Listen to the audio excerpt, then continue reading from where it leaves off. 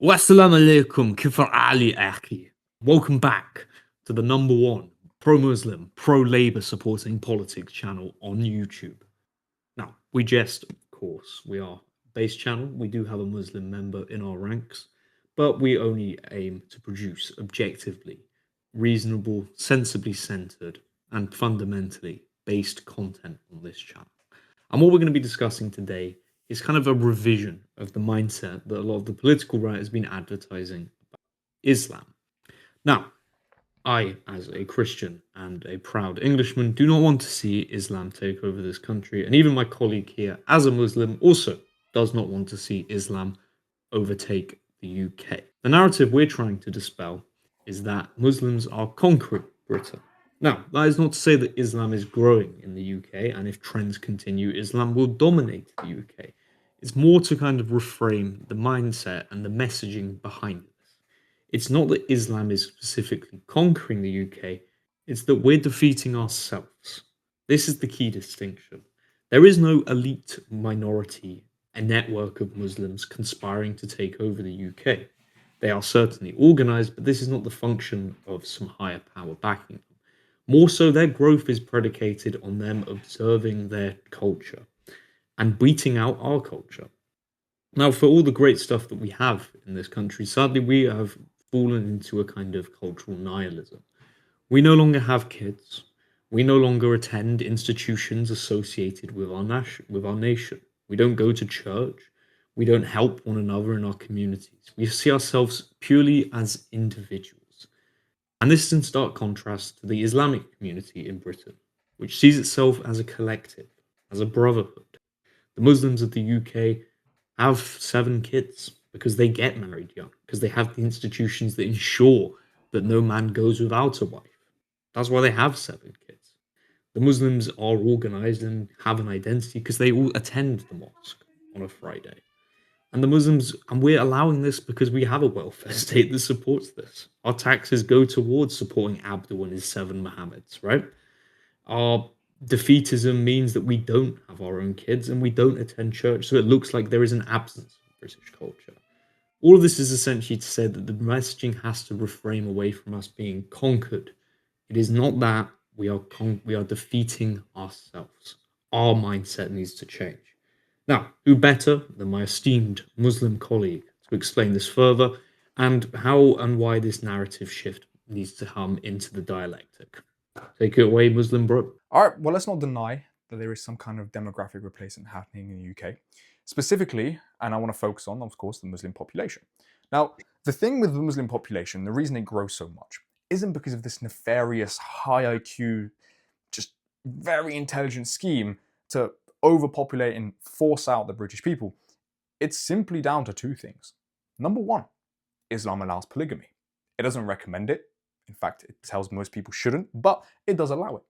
And so, your average Daisy couple might decide to, do you know what?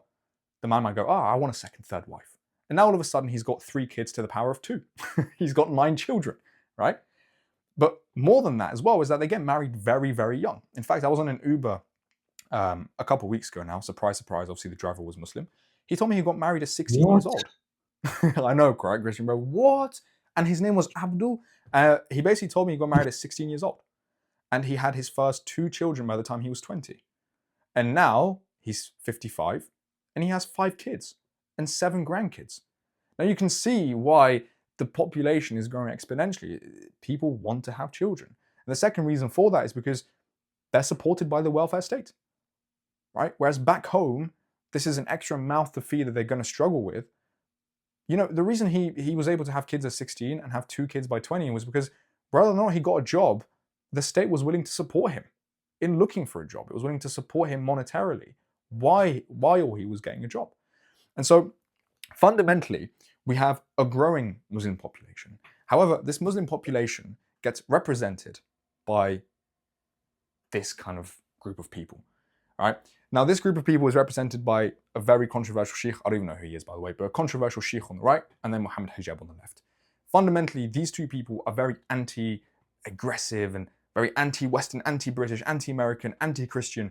And so these people get shoved down your throat, whether it be by the right-wing media or by their own a flywheel, right? By their own flywheel of the fact that Muhammad Hijab can get millions and millions of views when he debates a Christian. And so it's not just Muslims seeing that, it's also Christians and seeing the way that he talks and he's aggressive and his boxing matches. Right? I got nothing personally against him, by the way. I'm just explaining to you what he's doing. The guy on the right, again, I don't know who he is, but from what I can assume, and from the acquaintances that I have who are connected to sheikhs like this who are on watch lists, terrorist watch lists, from whether it be Zionist groups or actual not secret intelligence, but like intelligence organizations in the UK, they end up having the same rhetoric inside their mosques. And this is the stuff that you see on a headline in The Sun or on Telegram or in any newspaper worldwide, because this also happens in America. And so now you're seeing these people, these are your average Muslims, you see him on the street, you see him walking around in a thobe, but you don't see what he does necessarily, because you associate this guy with him. Now, the reason that this is so pertinent is going back to the fact that the Muslim might walk around in his thobe, is that Muslims support their communities. They support their identity. They're not ashamed of who they are. Unlike what you see the modern Brit as now. The modern Brit is kind of very fluid. There's no real British identity, specifically among the youths I want to add here, because guess what? If we have a growing population, who do we deal with for a long period of time with this new population? It's going to be from people that are 0 to 18 years old. And especially teenagers are going to be very unapologetic when it comes to their comportment, right? The way they the way they compose themselves. And so the way I look at it is this way. The grassroots of Muslim communities support their mosques. They support their community centers.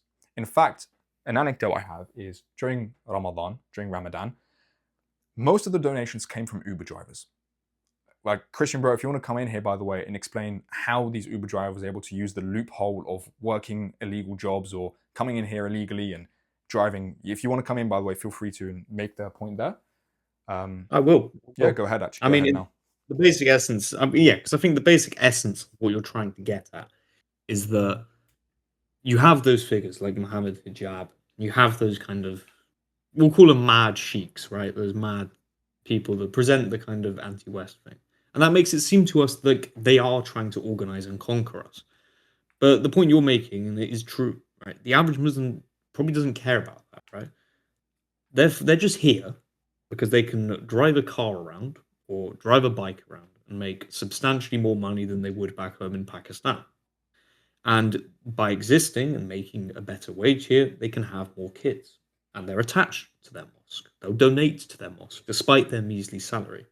All in contrast to the Brit, who just sees from our end the radical figure and attaches that to every single Muslim. Now, I don't want to sound like a kind of woke guy of like, oh, hey, they're, it's not all Muslims, right? That's not the point I'm trying to make. The point I'm trying to make is, yes, not every Muslim is that radical, but that also doesn't mean they're also trying to conquer us. They're just existing, right? Their ethos is to have kids and to donate to their mosque and to uphold their honor and their culture and show themselves as they are. And that's just in complete contrast to us. We don't donate to our church. Can you imagine an English native that receives benefits donating to anything within their social community? No. A Muslim that receives benefits goes and volunteers at the mosque and cooks for the people going there. And that's why they're winning in the kind of demographic raw race, right? Our IQ might be higher than them. We might have these complex systems. And then you look at them, probably lower IQ, but they win the race because they're simple. They're not restricted by these kind of liberal individualistic concepts. They just outbreed, and by outbreeding and existing, they win. Yeah, very well put as well. The main thing is that their communities are upheld by every single member. Whereas in the British community, and this is from what I've seen as well, there's not much of a maintenance, and the maintenance came from the middle class, let's say. Whereas with Muslims, Indian communities, Daisy communities, middle, upper, lower class, it doesn't matter where you stand, and most of them are going to be lower class in this case. They just support the community. Now, I quickly want to challenge the rhetoric of the invasion. Now, this is pushed forward so much by Farage for some reason, and a little bit by Restore, which I will kind of pull them up on. The Muslims aren't trying to invade the UK. I'm not trying to speak for all Muslims here, but I'm just telling you, we don't even have the capacity to do so. There isn't a political elite that is scheming to do something and conquer the UK. We can't even take our own lands, for God's sake. We can't even take care of our own people. We have the biggest population in the world, I think. You can correct me, Christian, but I don't know if technically Christians It's would have a high roughly population. similar, but there's Yeah, it's roughly roughly similar. similar, but there's more practicing Muslims than Christians. There you go. Yeah. But who has the highest poverty rate in terms of on a religious scale? Probably us, right? Who has the most corrupt governments? Probably us. Who has just the it's funny to say this, just like who has like the middest, not lowest necessarily, but the middest quality of life in our home countries? Probably us. The people who came here, the Muslims who came to the UK, came for a purely economic benefit. And as long as they can benefit economically from it, if they then learn to benefit the land itself and benefit the people, well, you need to be scared of a Muslim invasion. But they're not benefiting the land. You walk through Small Heath and it looks disgusting. Of course, you should be angry at Muslims for doing that, because they're not even taking care of their own communities in their own surrounding area. They take care of the mosques, but not the streets. Until Muslims start taking care of the streets, until Muslims start working with Brits to improve the country, to clean the rivers, to help the people in the native population, should you be worried about Britain becoming Muslim? But you don't have to be. Because if history tells us anything, it's that the people who are strongest are the people who have power in politics, who are people who are popular, but people who rally behind a message. You don't have to worry about Muslims taking over Britain by the sword and forcing you, your kids, your family to convert. What you have to worry about is the fact that, are you benefiting the land? Are you taking care of Britain, your own land, your own soil, your own farms? Are you benefiting your country and your people enough to protect it? If not, somebody else, whether it be Muslims, whether it be Sikhs, it doesn't matter who it is. It doesn't even have to be somebody of a religious background. They'll come in and take care of the country better than you. They'll take care of your society, of your community better than you. That's the real threat that the British people face. It's their own lack of community. It's their own lack of loving this country deeply enough to do something about it, rather than just spouting nonsense online, using it as a political scheme to get into power and then doing nothing about it. Any last thoughts you have, Christian, bro? And that's a very succinct point that I think is the core message of this video. Muslims won't take over the UK by the sword. The Caliphate of Britain will not emerge out of a large organised conquest. It will emerge out of our neglect, out of our decline in birth rates, out of our lack to produce children, out of our lack to portray a vision of what Britain should be. We'll lose because they just merely exist, right? If we continue our status quo of declining and degrading our identity, the group that actually has an identity and is able to produce kids at an exorbitantly high rate, they'll be the ones that win. So that's the point we're trying to clarify. It's been quite a lot of stuff said, so I just want to clarify that key point. The summary is this, right? We're not going to become the Islamic Caliphate of Britain by the sword. We will become it because of our own hubris, our own lack to produce. They can exist and win. We have to fight if we want to win. Awesome. Hopefully I've been clear with my points. Let us know your thoughts below in the comments. God bless you all. Take care of yourselves, and we'll see you in the next video. Thank you very much.